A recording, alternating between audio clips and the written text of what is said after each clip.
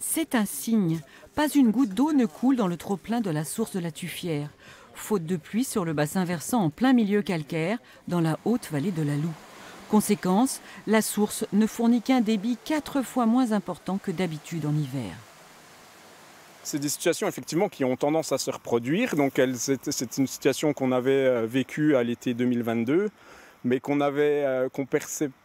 dont on n'avait pas la perception aussitôt dans l'année. Donc en 2023, ça arrive très tôt, ce phénomène de sécheresse, quoi.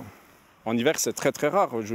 C'est normalement une ressource principale qui permet d'alimenter le territoire du syndicat.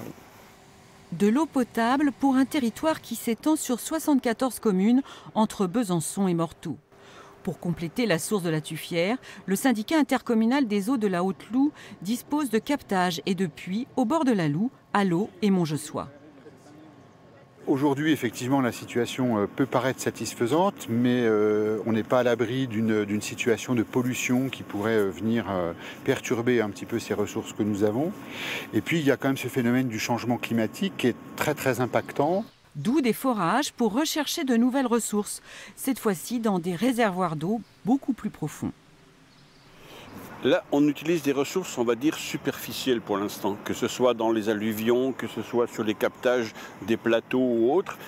Là, on est vraiment sur du superficiel. Là, on va dans des zones profondes où les volumes d'eau sont très importants. Donc, si on va pomper dans ces réservoirs profonds, on impactera beaucoup moins, en fait, le débit de la Loue. La voici, la Loue. À Ornans, pour l'instant, seules les crues font l'objet d'alertes. Un jour peut-être, le danger viendra de la sécheresse. Et c'est justement pour anticiper ces besoins en eau à l'horizon 2050 qu'une autre structure chargée de la gestion de l'eau, l'Épage Haut-Doubs-Haute-Loue, a demandé à Philippe Bouquet et d'autres élus de participer à une vaste étude sur l'impact du changement climatique sur les ressources en eau. Je vais vous demander une position par rapport à l'expérience que vous avez vécue ces dernières années autour de la rareté de l'eau. Des élus, mais aussi des agriculteurs, des acteurs du tourisme, des industriels sont consultés par l'Épage pour déterminer les besoins de chacun. Tout l'objet de cette étude, c'est de savoir les lignes jusqu'où il faut les faire bouger, jusqu'où on va être obligé de les faire bouger. Est-ce qu'on pourra juste s'adapter techniquement comme on le fait aujourd'hui, ou est-ce que certaines activités socio-économiques seront tellement impactées qu'elles seront obligées d'évoluer beaucoup plus fortement qu'une simple adaptation? Et nous sommes tous concernés, en particulier avec le prix de l'eau potable. Le syndicat intercommunal des eaux de la Haute-Loue anticipe aussi l'entretien de son réseau. Sur les hauteurs de Montjessois, les canalisations qui transportent l'eau potable datent des années 70. Avec ce chantier, les tuyaux seront doublés.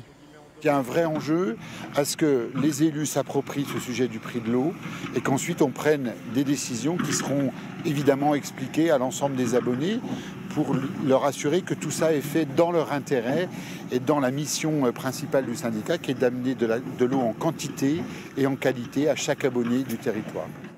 Une conviction que Philippe Bouquet affirmera dans l'étude de l'Épage. Pour entretenir ces installations, le syndicat intercommunal prévoit d'investir 60 millions d'euros en 15 ans.